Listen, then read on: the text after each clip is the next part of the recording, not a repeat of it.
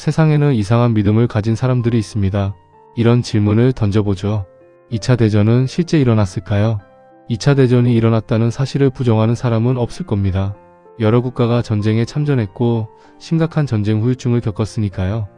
또 참전하지 않은 제3세계 국가들도 전쟁으로 인해 국경이 달라지거나 독립을 얻었죠. 만약 누군가 2차 대전을 거짓이라고 주장한다면 미친 사람으로 취급당할 겁니다. 그런데도 이런 상식을 거부하는 사람들이 있습니다. 왜 그러는 걸까요? 그들이 무지하기 때문이 아닙니다. 우리 뇌가 가진 어두운 이면, 비합리적 시스템이 과도하게 작동하기 때문입니다. 오늘은 누구나 상식으로 알고 있는 두 가지 역사적 사실을 예로 들어보겠습니다. 하나는 인류의 달 착륙 사건이고 다른 하나는 2차 대전 당시 히틀러가 저지른 유대인 학살입니다. 어떤 사람들은 이 두 가지 사실이 다 조작이라고 말하죠. 먼저 아폴로의 달 착륙 사건입니다. 1969년 인류는 처음으로 달에 착륙합니다. 하지만 이 사건을 믿지 않는 사람들이 있죠. 그들은 말합니다. 영상 속에 깃발이 펄럭이고 있다. 그러므로 조작된 것이다. 달에는 공기가 없죠. 그런데 영상 속의 깃발은 흔들립니다. 그래서 그들은 지구에서 찍은 영상이라고 주장합니다. 일리 있는 얘기 같지만 사실이 아닙니다. 깃발이 바람에 펄럭인 것이 아니라 깃발을 설치하는 과정에서 흔들린 것이 아주 천천히 움직이고 있는 것이죠. 공기가 없기 때문입니다. 또 음모론자들은 달에서 촬영한 영상에 별이 안 보이기 때문에 조작이라고 주장합니다. 실제로 달에서 촬영한 사진에는 별이 보이지 않습니다.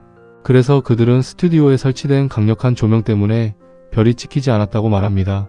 하지만 이는 카메라 노출 문제입니다. 밝은 달 표면과 우주복 때문에 어두운 별빛이 카메라에 잡히지 않은 거죠. 세 번째 주장은 사람이나 사물의 그림자가 이상하다는 겁니다. 의도적으로 조명을 여러 개 설치하지 않고는 불가능하다는 것이죠. 실제로 사진 속 그림자들은 각각 다른 방향을 가리킵니다. 하지만 달의 지형은 울퉁불퉁하고 카메라 렌즈의 왜곡까지 더해지면 그림자가 다르게 나타날 수 있습니다. 이번에는 히틀러의 유대인 학살 사건입니다. 보통 홀로코스트라고 부르죠. 2차 대전 당시 나치 독일은 수백만 명의 유대인을 학살했습니다. 이 사건을 증명하는 수많은 증언과 기록 사진이 존재하죠.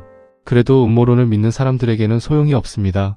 이들은 당시 유대인 수용소의 가스실이 많은 사람을 죽일 수 있는 구조가 아니라고 주장합니다. 하지만 집단 학살을 증명하는 수많은 문서와 설계도, 증언, 심지어 가해자의 기록까지 존재합니다. 음모론을 신봉하는 사람들은 한 가지 사건에서 논박할 논리가 사라지면 다른 사건으로 관심을 옮겨갑니다. 최근 음모론자들은 부정선거나 일제강점기에 일어난 종군 위안부 강제 동원 문제에 집중하고 있죠. 부정선거를 주장하는 사람들은 개표 결과가 역전되거나 해당 선거구의 유권자보다 투표자 수가 많은 사례, 사전투표의 조작 가능성을 집중적으로 거론합니다. 이 모든 의문은 대개 통계학이나 투표 시스템을 잘못 이해한 데서 비롯된 오해입니다. 이들이 제기하는 의문은 어느 투표에서나 나타나는 현상이죠. 터무니없는 주장인데도 사람들이 음모론에 동조하는 이유는 무엇일까요? 심리학적인 측면에서 그 이유를 6가지로 정리할 수 있습니다. 첫째, 확증 편향입니다. 우리 뇌는 보고 싶은 것만 보고 듣고 싶은 것만 들으며 믿고 싶은 것만 믿으려 합니다. 어떤 것을 믿고 싶어하는 순간 수백 개의 증거보다 하나의 이상한 장면이 더 강력하게 눈에 들어오는 것이죠. 음모론자들의 결론은 이미 정해져 있습니다. 증거는 자기 믿음을 뒷받침할 수 있는 것만 고르면 되죠. 둘째, 패턴 과잉 인식입니다. 우리 뇌는 의미 없는 것에서도 의미를 찾습니다. 우연한 현상도 누군가 의도했다고 해석하죠. 셋째, 통제감 욕구입니다. 세상이 복잡할수록 사람은 단순한 설명을 원합니다. 특히 선거에서는 더 강하죠. 내가 틀렸다, 혹은 내가 졌다는 것보다 누군가 조작했다고 믿는 게 훨씬 받아들이기 쉽습니다. 넷째, 집단 정체성입니다. 사람은 진실보다 소속감을 더 중요하게 생각합니다. 같은 생각을 가진 사람들과 모이면 믿음은 진실 여부가 아니라 오류의 이야기가 됩니다. 그런 집단에서 헛된 믿음을 반박하면 집단에 대한 공격으로 받아들이죠. 다섯째, 인지부조화입니다. 사람은 자신이 틀렸다는 사실을 견디지 못합니다. 그래서 상대가 반박할수록 더 강하게 믿습니다. 여섯째, 전문가에 대한 불신입니다. 정부, 언론, 과학. 일단 의심이 시작되면 공식적인 채널에서 발표되는 것은 모두 거짓이고 뒤로 흘러나오는 가십거리들은 진실이 됩니다. 스스로 회의주의자라고 부르는 과학저술가 마이클 셔먼은 이런 말을 했죠. 어느 날 그는 이상한 경험을 합니다. 꺼져있던 라디오에서 갑자기 음악이 흘러나온 겁니다.